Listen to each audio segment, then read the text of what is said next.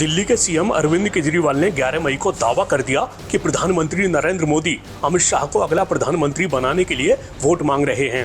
BJP के अंदर मोदी जी ने 2014 में मोदी जी ने खुद ने रूल बनाया था कि बीजेपी के अंदर जो भी 75 साल का होगा उसको रिटायर कर दिया जाएगा। मोदी जी अपने लिए वोट नहीं मांग रहे, मोदी जी अमित शाह को प्रधानमंत्री बनाने के लिए वोट मांग रहे हैं। इस दावे पर अब खुद अमित शाह का जवाब सामने आया है। सुनिए उन्होंने क्या कहा है।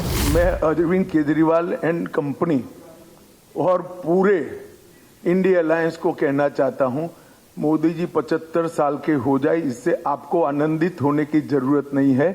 ये भारतीय जनता पार्टी के संविधान में कहीं नहीं लिखा है। मोदी जी ही ये टर्म पूरी करेंगे और मोदी जी ही आगे देश का नेतृत्व करते रहेंगे।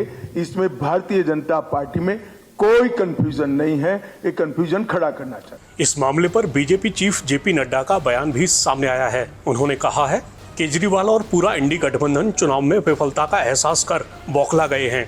देश को भटकाना और भ्रमित करना ही इनका उद्देश्य है। इसके अलावा उन्होंने कहा है, भारतीय जनता पार्टी के संविधान में कहीं भी उम्र को लेकर ऐसी कोई व्यवस्था नहीं है। जनता जानती है कि मोदी का कण कण और क्षण क्षण भारत माता की सेवा के लिए समर्पित है।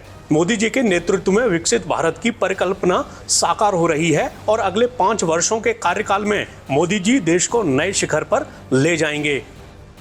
अब आपको केजरीवाल की वो पूरी बात सुनवा देते हैं जो उन्होंने मोदी और शाह को लेकर कही है। ये लोग इंडिया गठबंधन से पूछते हैं आपका प्रधानमंत्री कौन होगा। मैं बीजेपी से पूछता हूं आपका प्रधानमंत्री कौन होगा।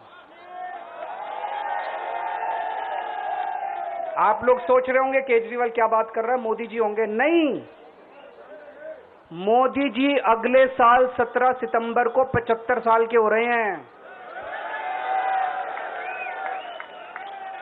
बीजेपी के अंदर मोदी जी ने 2014 में मोदी जी ने खुद ने रूल बनाया था कि बीजेपी के अंदर जो भी 75 साल का होगा उसको रिटायर कर दिया जाएगा। सबसे पहले आडवाणी जी को रिटायर किया गया, उसके बाद मुरली मनोहर जोशी जी को रिटायर किया गया, फिर सुमित्रा महाजन को रिटायर किया गया, फिर यशवंत सिन्हा को रिटायर किया गया। अब मोदी जी अगले साल 17 सितंबर को रिटायर होने वाले हैं। तो मैं बीजेपी से पूछना चाहता हूं आपका प्रधानमंत्री का दावेदार कौन है।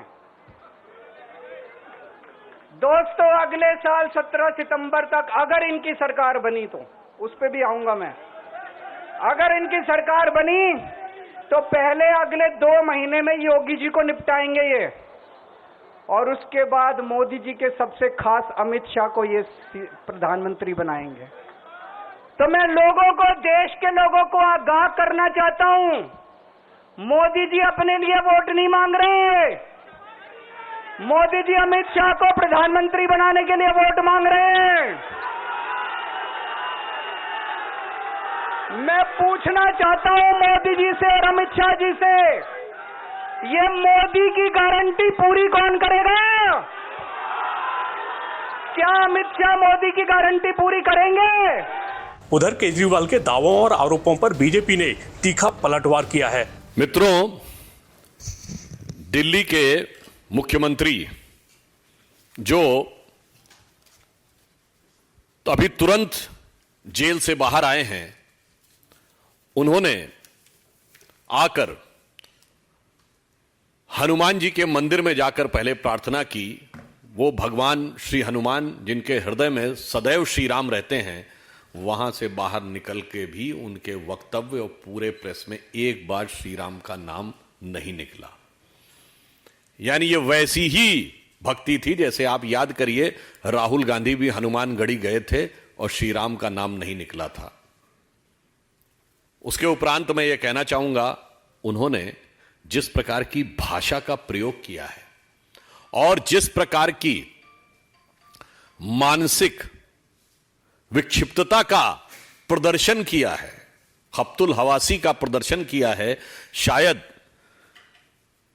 जब कोई व्यक्ति दिल्ली में दारू का दरिया बहाकर और जेल में जाकर वापस आता है तो अक्सर उसकी मनः स्थिति ऐसी ही हो जाती है और वो वैसी ही अनर्गल बातें करना प्रारंभ कर देता है जैसा दिल्ली के मुख्यमंत्री केजरीवाल महोदय कर रहे हैं। मगर हम एक बात कहना चाहेंगे कि चाहे वो उनके दारू का प्रभाव हो या वो जहां गए थे उसका कुछ प्रभाव हो, एक बात तो उनके मुंह से अनायास सही निकल गई। उन्होंने कहा कि मोदी जी पीएम बनेंगे और इसके बाद फलां फलां को प्रधानमंत्री बना देंगे। इसके लिए उनको साधुवाद देना चाहता हूं कि उन्होंने आज ये एक्सेप्ट कर लिया कि प्रधानमंत्री श्री मोदी जी दोबारा भारत के प्रधानमंत्री बनने जा रहे हैं। होता है कभी कभी आदमी दारू पीने के बाद अक्सर पूरा कंट्रोल नहीं रहता तो सही बात निकल जाती है। अच्छा, इतना ही नहीं, वो आगे सक्सेशन प्लान भी बताने लगे कि मोदी जी रहेंगे, इसके बाद कौन कौन रहेगा। यानी आने वाले लंबे समय तक भारतीय जनता पार्टी के प्रधानमंत्री रहेंगे, ये तक बताने वाले ये ना बता पाए कि जब वो जेल में थे तो प्रधानमंत्री के बारे में बातें करने वाले खुद मुख्यमंत्री के रूप में जेल में थे और ये ना बता पाए कि उनका सक्सेसर कौन होगा। सोचिए, यहां तो इतनी लंबी लंबी बातें बता रहे हैं और खुद किसी भी एक व्यक्ति के बारे में वो ये नहीं बता पाए कि कौन रहेगा। बाकी सब उनके जो नेता, और इसके उपरांत उन्होंने एक बात कही, तानाशाही की बात। उनके वक्तव्य को कोट कर रहा हूं। उन्होंने कहा, जब जब हमारे देश में तानाशाह आया तब तब जनता ने उखाड़ फेंका। देखिए, फिर एक बात उनके मुंह से, अक्सर जैसे आदमी पी के आता है सच निकल जाती है, फिर यह सच था। तो मैं उनसे पूछना चाहता हूं, वो कौन सा तानाशाह था जिसे उखाड़ फेंका गया?